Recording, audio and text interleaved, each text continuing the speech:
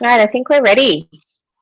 All right. Let's go. All right. Well, hello, everyone, and welcome. It's great to have you all here for another one of our purpose sessions. And this one today is on neuroscience, the emotional intelligence. For those of you who don't know me, my name is Bianca Clifton, and I form half of Sterling HR alongside my colleague Emma Egan. And Emma and I work exclusively in the HR space alongside our colleagues who service engineering, IT and digital industry sectors. Today's session is going to be interactive. So if you would like to ask questions along the way, there is a Q&A box at the bottom of your screen, and there's also a chat box. So we'll be checking that ongoingly, and that's for you to be able to contribute along the way. And now the reason that we're all here today, we're very excited to have Laurie Tyrrell as our guest speaker. Laurie is an ex-CPO, so Chief People Officer, and HR executive turned performance coach. So Laurie is the founder of Sailing Naked. It's an organisation that works with individuals and organisations to create peak performance. So Laurie and her team use a scientific-based approach combining positive psychology, emotional intelligence, and the neuroscience of human behaviour to achieve some pretty significant and impressive results. This is such an exciting field of study, and there's so much potential for us as human beings to understand our behaviours, address them, and build new ones. And Laurie is going to share some great insights with us today around how just to do that. I mentioned before that this is going to be interactive, and Laurie will ask you to participate along the way. Now, I just want you to remember with this, there's no right or wrong response. This is about becoming more aware of our behaviours and our triggers. It's an exploration, and it's something that we should be doing throughout our lives so we can become more aware, more comfortable, and happier with ourselves, and then that has a flow-on effect to others. So without further ado, I'll hand it over to you, Laurie. Hello, thank you.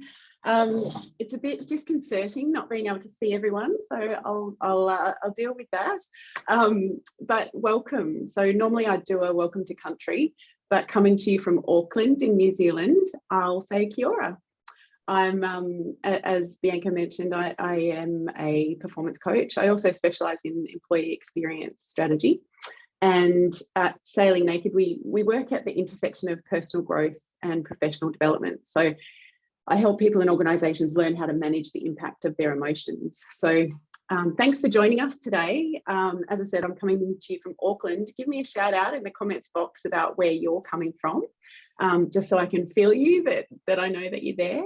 Bianca, what are is there some comments about where people are coming to us from? We've got Rosa from Sydney. Again, Sydney, Oatley. Oatley, I used to live in Oatley. Ollie is from Sydney. Oh, we've got Jill, Gold Coast. Oh, Bonnie, I'm from Newcastle as well. Awesome. Sydney, Marrickville. So everywhere, really. Excellent. Awesome. Okay, well, today we're going to look at the neuroscience of emotional intelligence. We're going to get our people nerd on. I'm going to talk to you about how to start sailing naked, and you'll wonder what that is, but I'll explain that, and how to make languishing oh so last year. So let's move on. What are we going to cover? We are going to cover why sailing naked. We're going to look at why your brain needs wrangling, and I'm going to put you through an exercise to help you feel that. So that the best way to do that is to feel it. We're going to go through some brain busting basics, and then I'll take you through a bit of a journey of the emotions and the brain, and lead into why we languish. Languishing is that feeling of meh, that kind of no motivation, just really don't know where we're heading, and it's the opposite of flourishing. And I'll help you understand what you can do about it, and then some immediate action steps we can take as people and organisations to head into the area of flourishing. So, why sailing naked? This is Alana. Alana is a 45-foot Elan E5 yacht, and she's one of the prettiest coolest boats I've ever sailed on. I'm a sailing nerd, if you haven't quite picked that up. And sailing to me is one of the best feelings in the world. It can be awful though. So when the wind's howling and you're overpowered and the sails are all strapped on and you've got too much sail area, it kind of feels like you're out of control. You feel exposed and you feel vulnerable and you feel a tiny bit helpless bobbing around on the ocean with the wind going on around you. And until you become a knowledgeable sailor and you realize that you can sail through any storm safely if you use the right controls on the boat, you can make it safe. So when you can be out of control, but you really can pull it back into control. So it's a bit like managing your emotions, really. And that's where sailing naked comes from for me. It's a verb that I use to describe the process of taking control of your emotions and building your emotional intelligence muscle so that you can safely find your way to that flourishing feeling. So that's why sailing naked. It's a little contentious, and the name was supposed to be personal to me, but memorable. So hopefully I've achieved that. Let me know in the comments box what you think. So why, I guess the backstory. Up until around 3 years ago, as Bianca said, I was a chief people officer. I think have we got anyone giving us any idea, any views about what they think about the name? I've got a few love it. Yeah, great. Up until about 3 years ago, I was a career HR executive, and at the same time, I was trying to manage a semi-professional sports load, and all-round striver. I was a pusher, a doer, and I pretty much achieved some incredible things in this mode, but my life constantly felt out of control. My pattern was like the markets that I worked in. It was boom and then bust. So I'd put my heart and soul into something, and then I would build it until it would take a life of its own, and then I'd feel free to burn out, like a lot of us. So it was a pattern that I noticed. And I think, if anyone has had kids a little later in life, you realize that kids are a great leveler. So I'm 43 now, but I had my son at 34, and I failed to read the environment around me, the environment I was sailing in, and change the controls to meet the demands of the environment. So I thought I could still push and strive. And I think heading really scarily towards my third burnout in, the short years of 30 to up to 34, I read the book called The Whole Brain Child, and it kind of dawned on me that if I didn't get control, my son may not have a mother for much longer. So this sort of began my love affair with the neuroscience of emotions and emotional intelligence. And I really had this personal drive to feel in control. So what I'm going to do now is I'm going to put you guys into a situation where I want you to think about the way that you feel when you're doing this exercise. Okay, so the best way that you can start to get aware of the neuroscience of emotional intelligence is to feel it. So is everyone ready? Has everyone got a piece of paper and a pencil? Yeah, awesome. Okay. Ready to go. Right. What I want you to do is write down multitasking is a myth. And don't do it yet. Wait till I say go. This is something that I generally only attempt in live presentations, but let's live on the wild side because I think we can do it. I think we can work this out. So what I want you to do is grab your notepad and your pen, and when I say go, I want you to write down multitasking is a myth. I'm going to count out aloud, and when you finish writing that sentence, I want you to write the number in the chat box. So that'll be the time, and I want you to write the number in the chat box. Has everyone got sorry, that? when you say the number, you want to write how long it takes for us to write that?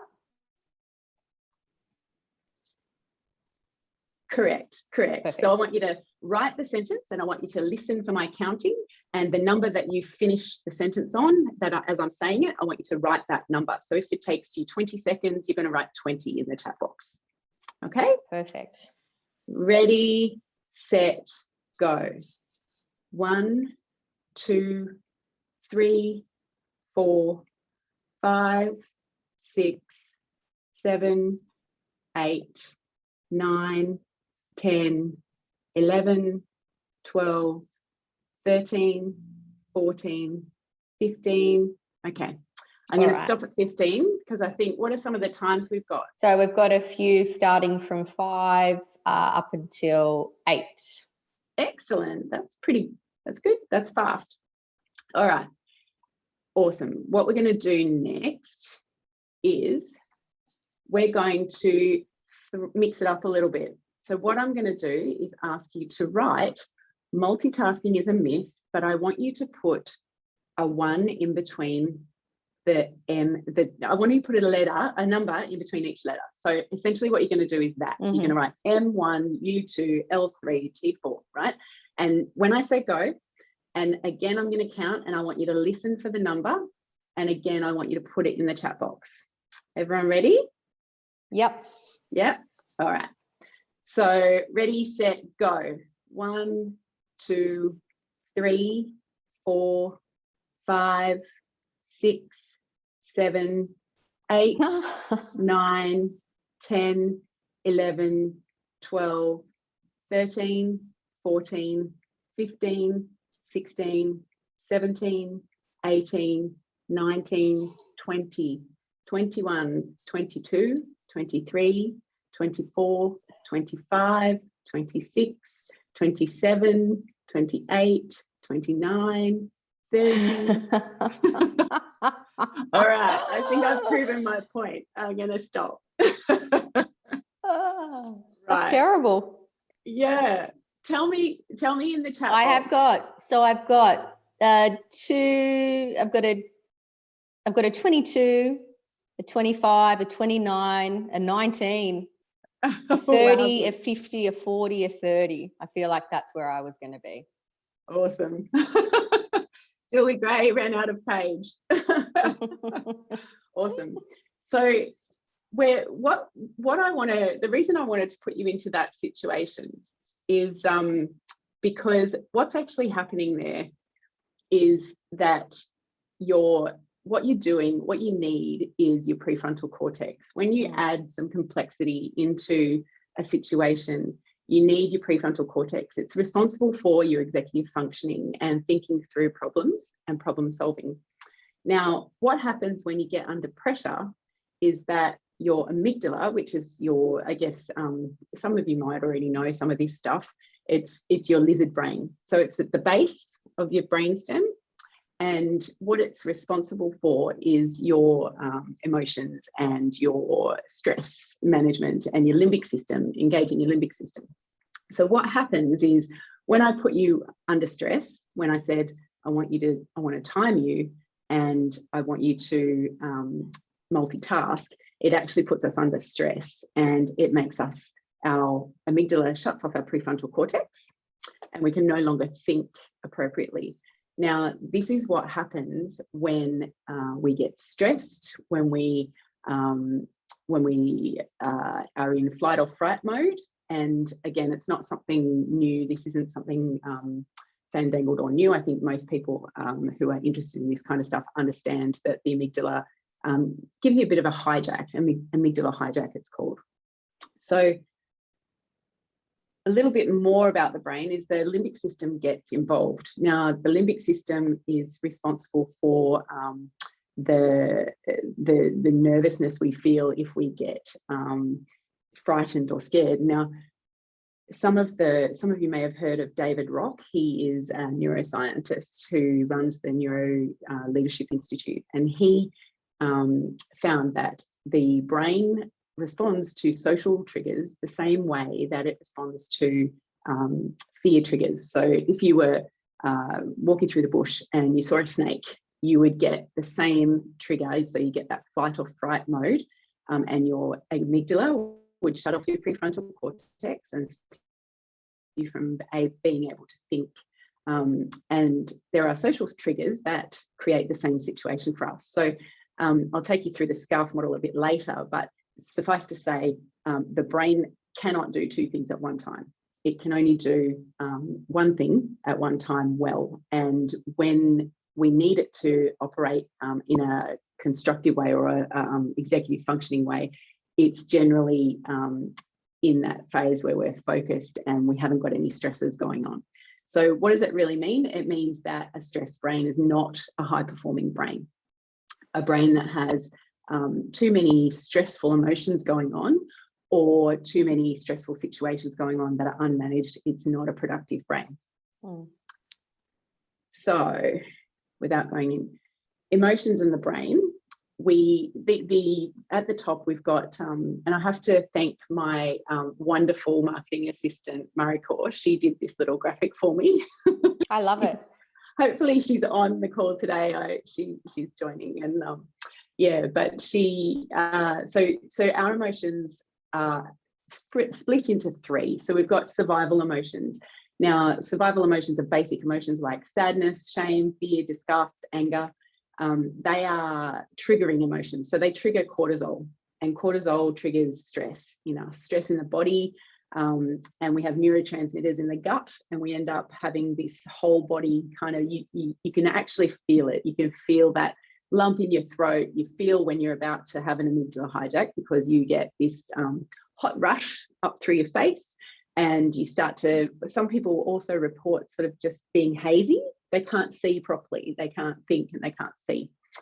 And then if you go down to the bottom, we've got joy, excitement, love, and trust. Now, these are attachment emotions. So they trigger all the feel-good hormones like oxytocin and dopamine and serotonin. And we call them attachment emotions because when we're in that state, we tend to attach to someone or something. And the brain will lay down really good memories, and memories are stored in the amygdala.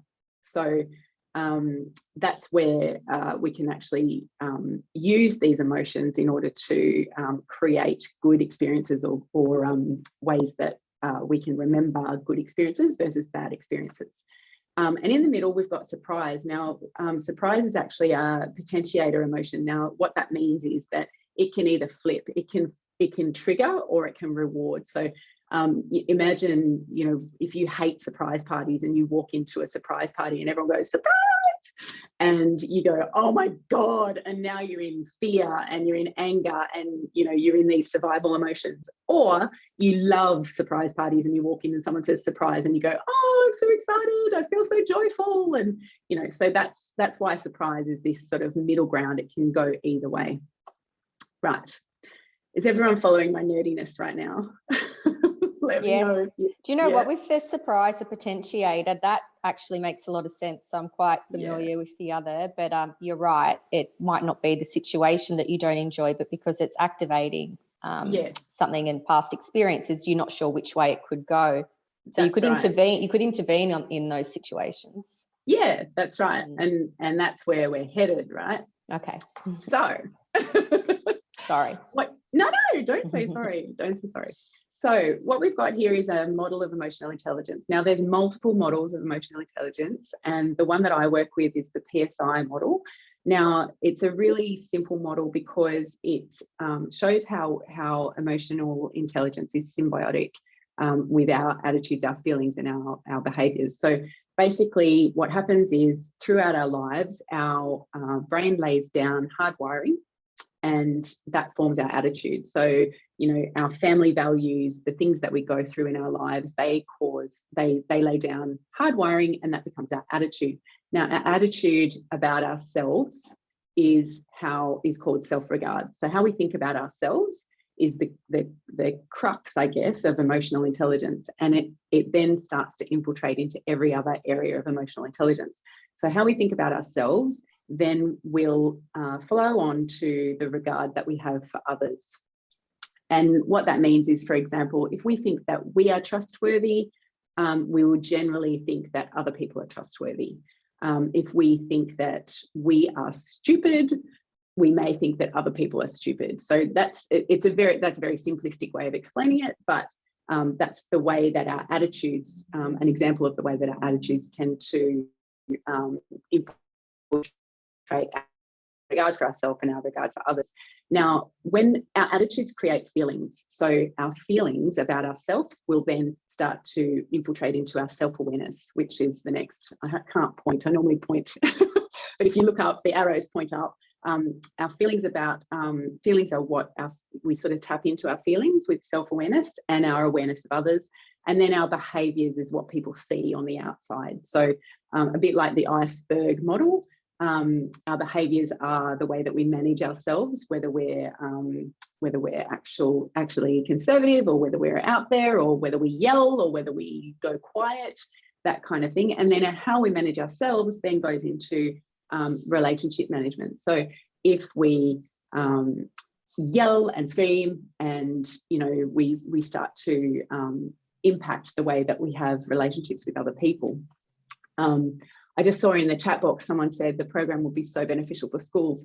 That's one of my core desires, is to help schools with this, because children learning this at a really young age, it creates, it takes them through their whole life, and nobody ever teaches us this stuff. No, and it's life skills. Like if you taught this at such a young age, and you're not scared, you taught not to be scared of emotions, but actually to explore them, and That's to know right. that you're safe to explore them, and that it is malleable and you can change the way that you feel, then we will be creating amazing human beings. Amazing. It's exactly right. And I think if you go back to, again, the science of it, when we fear something, we trigger our emotional response in the amygdala. So we fear emotions, we fear talking about emotions, good, bad, or otherwise. It triggers the amygdala, and then it shuts off the prefrontal cortex. And we don't behave and respond in a way that is controlled. We go out of control. So what we're trying to do is teach people that they can control what's going on for themselves. And if they control what's going on for themselves, then they can have a better impact and make a better impact. So it's all very related to performance. Okay, so flourishing versus languishing. So I guess the spiel in that sort of encouraged people to come to this webinar talked about languishing. Now, what I'm talking about is not anything to do with mental illness. So people can very fairly and obviously run into issues with motivation and languishing when they've got some mental health issues to deal with. We're not talking about that. It's very difficult to control your mental health and your mental fitness when you've got a real, very real and present mental health issue. So we're not talking about that. We're actually talking about when individuals who have a low level of mental well-being and no diagnosable mental illness, so that's on the left bottom quadrant, and then so where we want to get them to is individuals with high levels of mental well-being and no diagnosable mental illness. So we want flourishing, and there is using all of this information, we can create learnings for people so that they can end up in that flourishing quadrant rather than in that bottom languishing quadrant. So has anyone, shout out if you're familiar with this, motivation in the brain. So languishing is the lack of motivation, or the impact that an environment has on you that creates a low motivation state. So I really like to use the Dan Pink model because Kieran's just chimed in there saying, the Dan Pink theory. Yeah, that's right. Yeah. Oh, Sally Ann's on. Hi, Sal. I saw you in the chat. Look, so the Dan Pink model of motivation in the brain is that we need autonomy, mastery, and purpose in order to feel motivated. Now, autonomy is the need to direct your own life and your own work and the ability to control what you do. Mastery is the need to improve and be the best that you can be. And purpose is the need to be part of something that's bigger than yourself. So if you think about that in the context of workplaces, and you think about the nature of our work and what we do and who we work with, there's a lot of cultures out there that are quite hierarchical. There's not a lot of communication. There's micromanagement going on, and there's no real purpose behind the jobs and the work that we do. And so we've got this tension all the time between what people need in order to feel motivated and the way that their brain works in order to feel like they're the best version of themselves. And then we've got these environments that we stick ourselves into, either in work or in life, where we don't have these things, we're not meeting our needs, and it's little wonder that we end up being in this languishing state. So what I want people to understand is that you actually can identify and control what's going on for yourself, so that you can move more into that level of flourishing. So I don't know if I mentioned before the SCARF model by David Rock. So the SCARF model is about social threats and rewards. And again, just to recap, what we've found in what they've found in neuroscience study is that there are the same triggers physiologically. So your limbic system becoming engaged by and rewarded by these social threats. So social threats around status, certainty, autonomy, relatedness, and fairness. So status is like when you're talking to someone and you can see that them being right is important, for example. So when you're having a conversation with them, if you object to them or you make them feel less than, they're going to have their status triggered and they're going to be in a threat mode. So if they don't understand what's going on for themselves, they're going to respond and behave in a way that says, that might be angry, that might be confrontational. It's rarely ever constructive. And, sometimes it's scary to be in front of someone like that.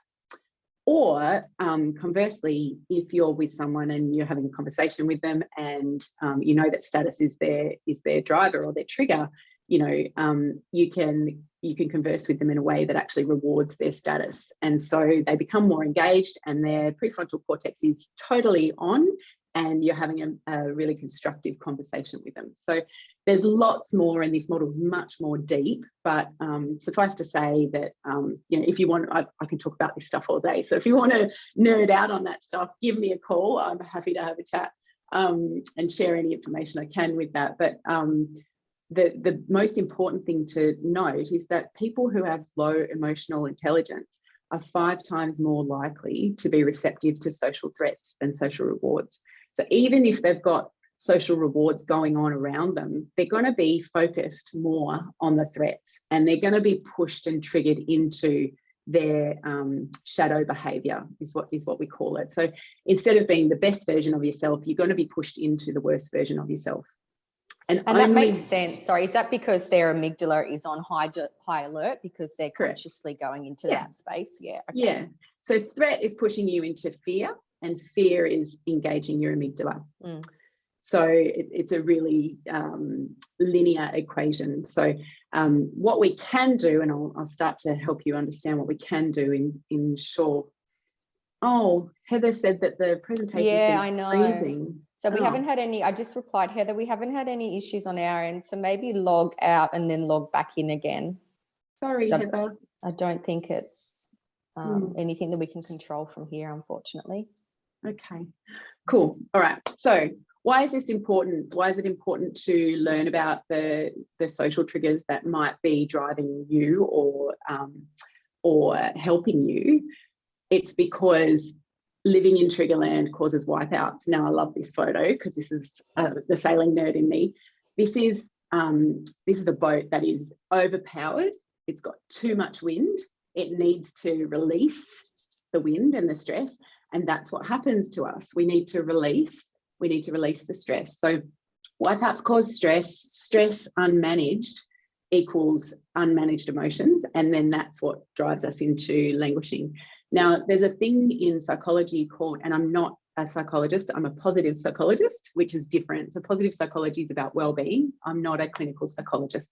So there's a thing called locus of control. Now, locus of control is about whether you think the world happens to you or whether you control yourself and your outcomes in life. So what psychology has learned is that people who have this concept of having an external locus of control are people who think that the world happens to them, and they're very unlikely to be able to take control of their lives and their emotions and their emotional intelligence and dig deep and do the work that they need in order to take ownership and accountability for themselves and develop emotional intelligence.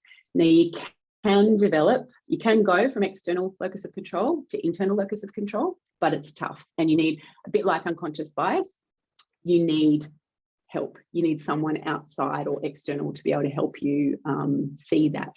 So basically, living in Triggerland is what causes burnout. It's what causes wipeouts, and it's not a great place to be. So how can you fix this? You can take control. So like this picture of this boat, what they need to do is let that spinnaker go, and the boat will right itself. So take control and get to know yourself so that you can then grow yourself. Now, the model that I use is based on, I've tried to consolidate all of the knowledge around emotional intelligence, neuroscience, wellness, well-being. So if we choose to go back to that Dan Pink model of purpose, mastery and autonomy, then the very middle of this compass is around your directional heading. So once you understand what you value in life and you take control about that, and you decide on the mindset that you need, which generally is a growth mindset, and it's an internal locus of control mindset. And then you think about the mental models, which is your attitudes. Mental models are simply the way you think about things. So, for example, you might be familiar with theory X and theory Y in leadership. So theory X is that people can be trusted, that they would come to work and do a good job, and they will try their best. Whereas theory Y in leadership is that, theory X is people can't be trusted. People won't come to work and do a good job. They need to be micromanaged. Theory Y, on the other hand, is that people can be trusted and that they will show up and do a good job. Now, if you have a mental model that all people can't be trusted, and you're with an employee that is not having the same mental model, you're going to have clashes. You're going to have so what the directional heading does is it actually gets alignment around your values and your mindset and your mental models and the way that you think. Now, if you go straight up, that will impact in your personal world. So your self-regard, the way that you think about yourself, the way that you think about things. In between your inside world, if you go round to the right, the way you think about yourself will then impact on the way you think about relationships and the relationships that you have with people. And then from relationships round to your outside world, your interpersonal meaningful connections and the way that you spend time with meaningful connections will impact your interpersonal outside world. And then that will impact your resilience. So we've got this model is to direct the actions or the things that we need to do to stay on our directional heading. And obviously there's a lot more under that we unpack. And what we do is teach people the mindsets, the skill sets and the tool sets that they need to keep their directional heading on track. And then this model can be extrapolated into an organisation as well, because an organisation is also a living, breathing thing. So there's a lot of nerdy content that I've just gone through. What I really want to do is first pause and see if anyone's got any questions that don't make sense. And then I want to move into what can you do now? And I want to talk about what can you do to move yourself into this state of intentional control and internal locus of control, and how we can go from here. So any questions so far? Anything that doesn't make sense or anyone needs help with?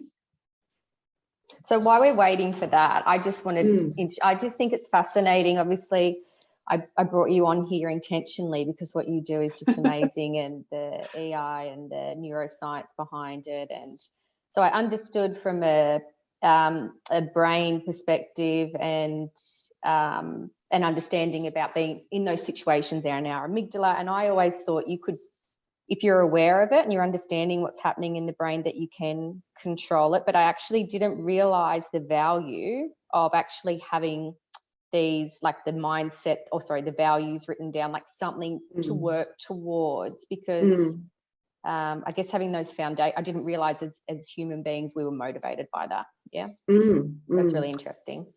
Yeah. We've just had a question from Julie Gray. I'm interested in how this might apply to remote working. Yeah. There is a theory, trust, i.e. theory X or Y for a lot of businesses right now. Any insights you were gathering on how this support might help? Yeah, absolutely. I think in terms of the theory X and Y, in terms of leadership, it's probably one of the biggest derailers for leaders that I've found in the leaders that I work with. So their mental model around how work is to be done and this fear of mistrust is what really causes misalignment. So the way to that is to help people understand and change their attitude, but you know, you need to be in a place to be able to change. So generally change only happens for us when, Tony Robbins says it really well. He says change happens when the pain of staying the same exceeds the pain of change. So for a leader, what might happen is they're a micromanager, they have a theory, the theory X people, and you'll be on a spectrum, you'll be on a spectrum, but a leader might actually decide that they don't trust their people, and they'll end up with huge turnover, right? So then someone above them might actually say, well, how come you've got such high turnover? And until that leader starts to look at themselves and understand that it's, you know, it's their impact that's been causing some of the turnover, it generally, you know, it's soul searching stuff that you need to do. So the mindset thing is really important, and particularly important at an organizational level. So one of the things that I do when I work on employee experience strategy is I help the organization clarify what the mental models are that they use to lead people, and make sure that they're really specific and intentional about the mindsets and the values and the mental models. Because if you don't have alignment in your mental models that are existing in your organization, then your culture ends up taking a dive, or you know, there's tension in your culture and you don't get alignment, and alignment is really critical. So I'm not sure if I fully answered your question, Julie, but it is a big ticket item that I see all the time, and one of the major derailers for leaders is this misalignment between theory X and theory Y. And Sally Ann's just given you a bit of a rap, saying that it's great to review this now, having found herself recently languishing, and after working with you, she's now got clarity. So that's great. Yeah, good, awesome. Well, I'll take you then to the next step, which is some of the work that I sort of have done with Sally Ann. Is so in order to put it all together and meet your needs, what I encourage people to do is get a vision of your best future self. Now, there's an exercise, it's a positive psychology exercise, and it's about it's literally and I bring this from my sporting background. It's literally visioning what you would be like if you were your best possible self. So how would you think? How would you feel? How would you show up each day? What would you do when you woke up? How would you set your day up to be your best possible self? And when you know that, when you've got that solidified and clarified, then you can actually start being aware of what happens to derail you or knock you off that particular path. So, for example, for me, I need to get up and I need to do some mind work, like mind growth stuff. So I don't mean meditation or anything like that. What I mean is I need to learn. So I have an app that I've subscribed to. It's the Mind Valley app, and I have courses that I do. So that's when I learn. I get up every morning and I learn something, and either it's about my business, or it's about myself, or it's about parenting, or whatever it is, whatever I'm working on at that point in time.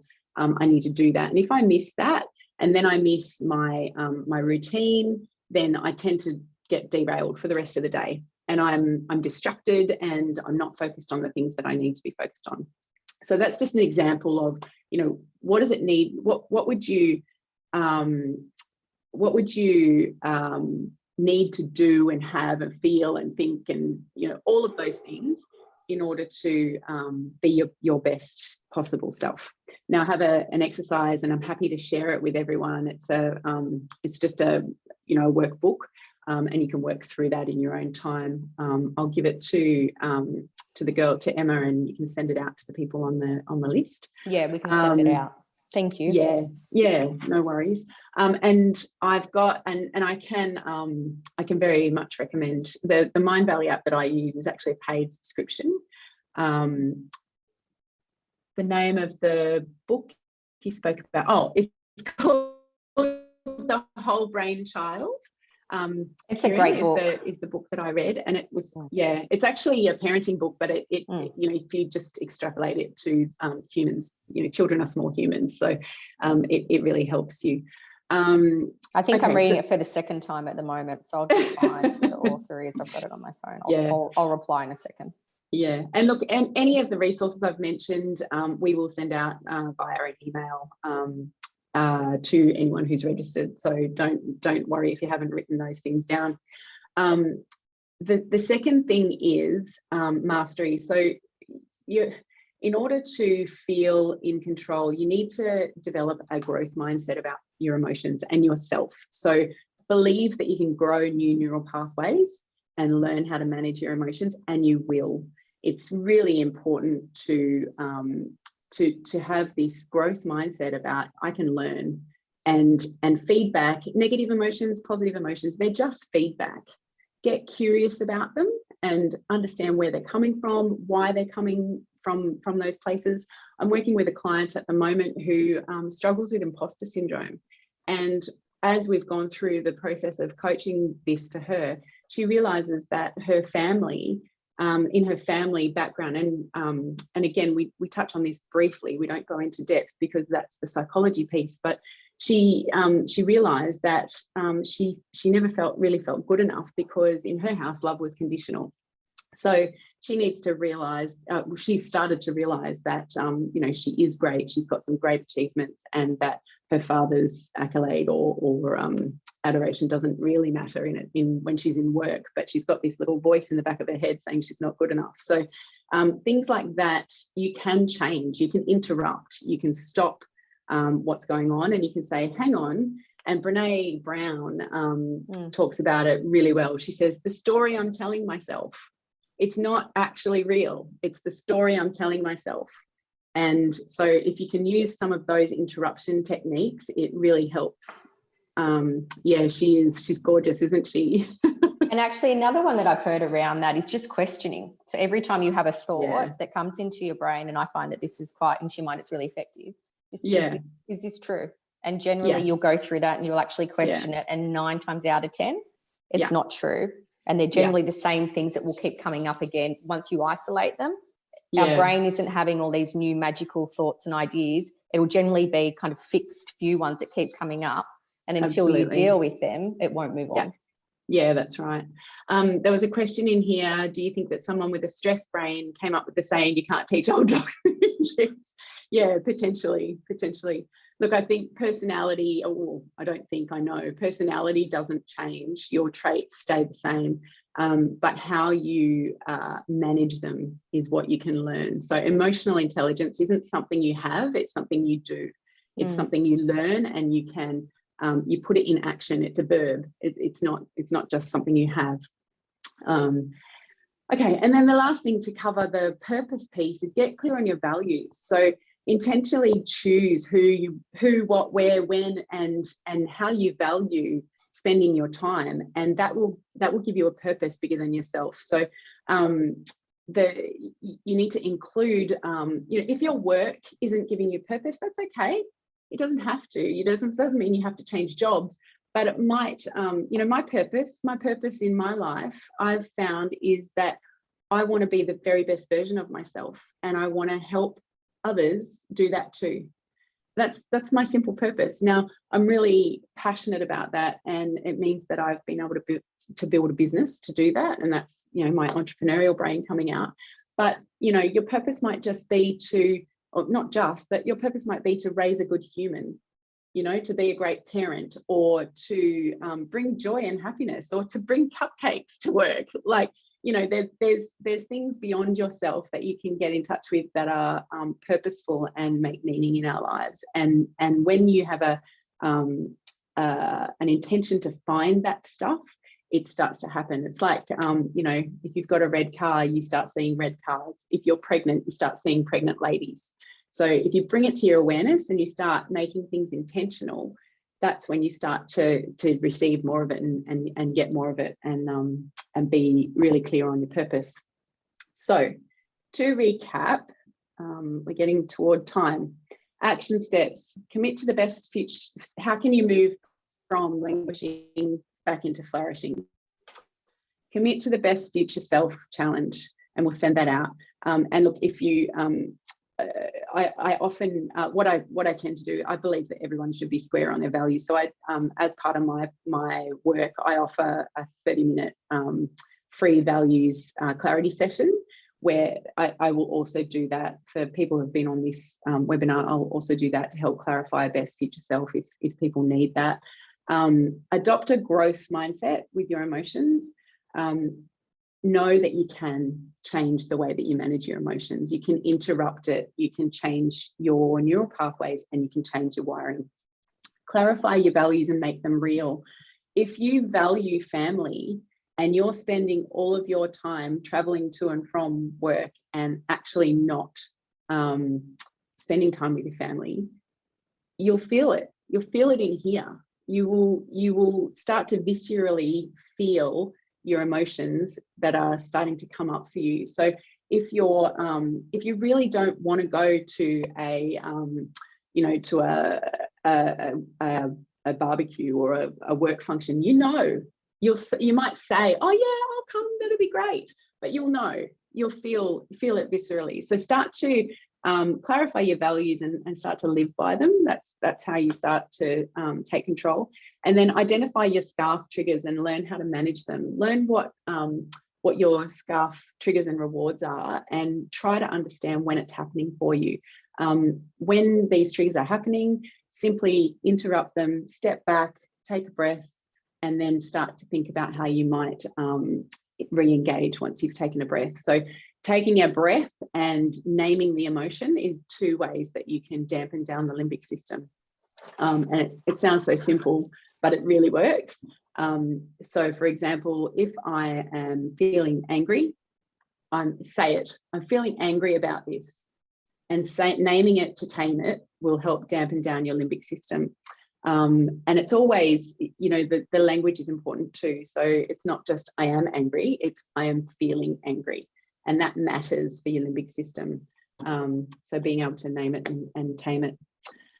And that's about all, Pete. So I've kind of feel like I've just completely bombarded you with lots of information, but hopefully it was helpful in just sparking some inspiration about taking some control back and understanding what's important to you.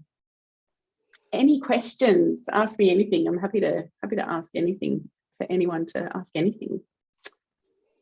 I think that was it's so complex as well. Yeah. So it's not something that, and it is like peeling back an onion.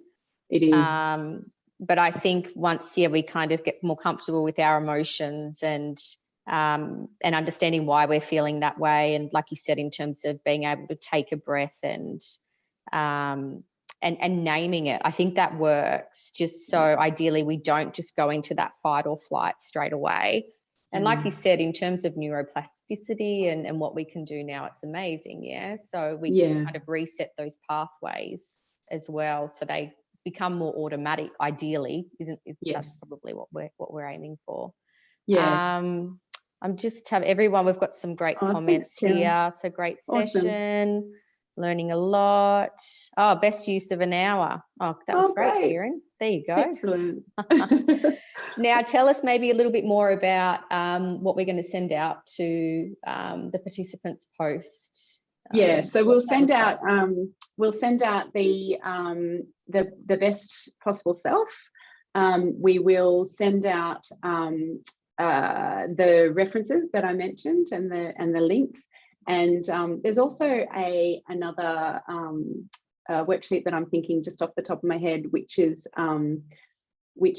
of course, Rowie. Yeah, I'm happy to share any session. I would run a session like this whenever and tailor it to your needs if you need. Everybody should know this stuff because it's just so powerful in order to help people.